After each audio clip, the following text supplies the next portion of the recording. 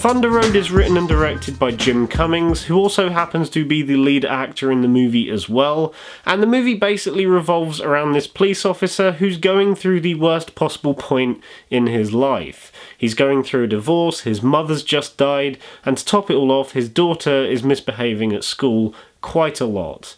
Believe it or not, this year I actually went to the London Film Festival.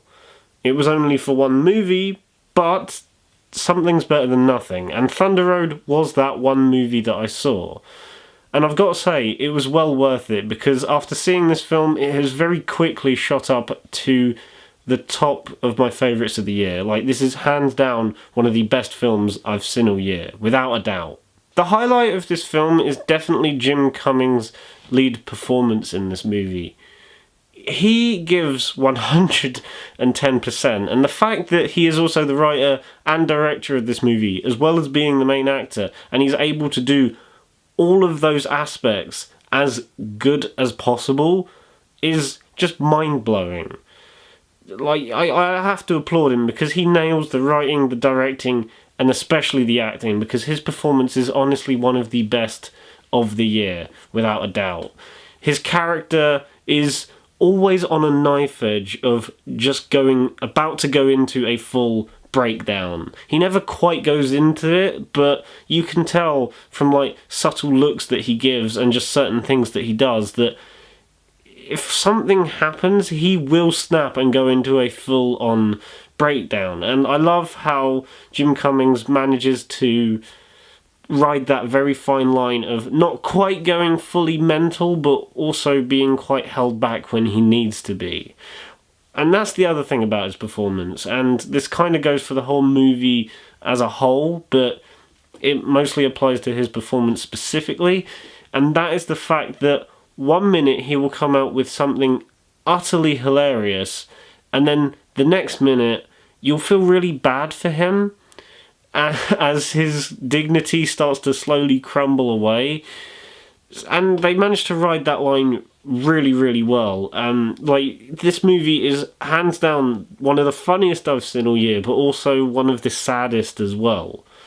And mainly through Cummings' performance is where you get that mostly.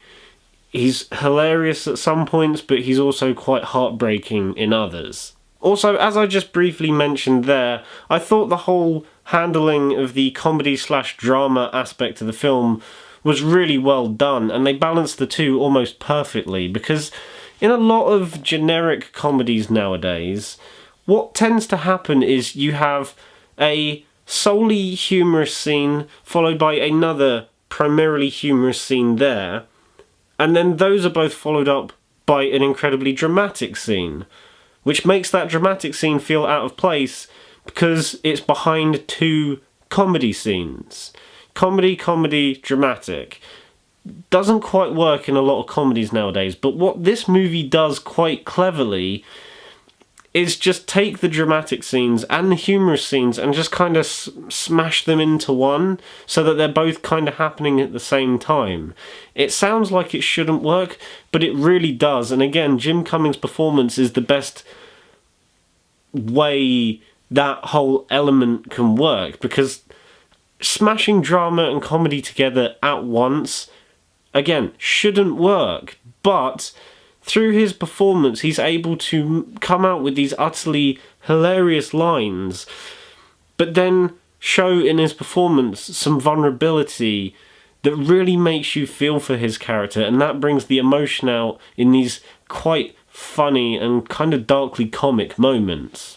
Also, by combining the humour and the comedy together in that way, it makes everything feel just a little bit more genuine and realistic. Nothing feels Hollywoodized or, over the top.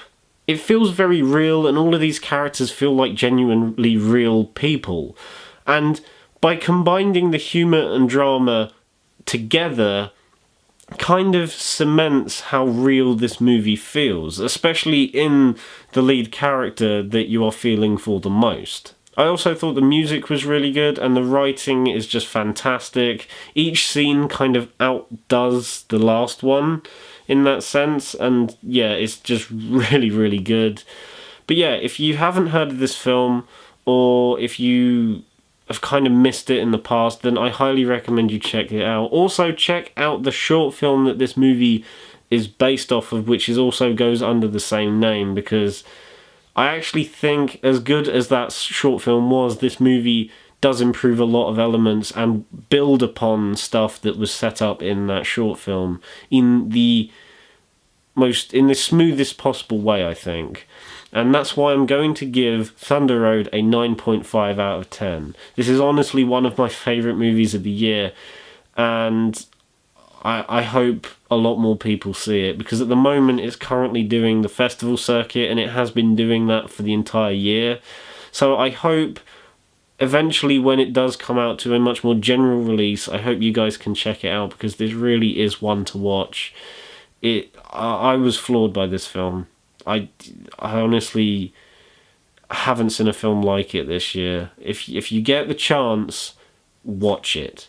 So guys, that was my review of Thunder Road from the London Film Festival. I hope you enjoyed it. Next year, I am hoping to go properly to the London Film Festival, because this year I was only able to see one film, but next year I want to give it a proper go and see like a good handful of films next year. So fingers crossed that should happen, so keep an eye out for that about this time next year. But apart from that, if you enjoyed the video, give it a thumbs up, subscribe to the channel if you haven't already, and I will see you in the next one. Bye.